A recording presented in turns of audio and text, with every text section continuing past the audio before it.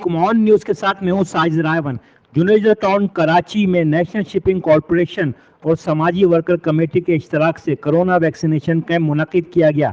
समाजी worker committee के रहनुमा नूर हयात खटक, राव नदीम, जुल्फकार राव भी इस मौके पर मौजूद थे। एल इलाका के लोगों ने SOPs को फॉलो करते हुए बड़ी तादाद में वैक्सीनेशन करवाई।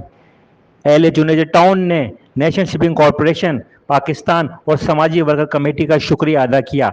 रिपोर्ट कर रहे हैं साजिद रायवन, ऑन न्यूज़ कराची।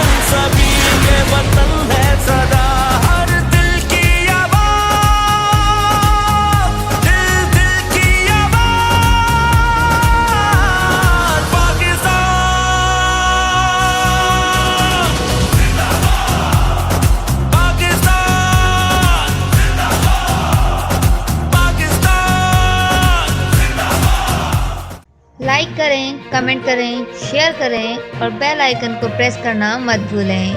देखते रहिए ऑन न्यूज़।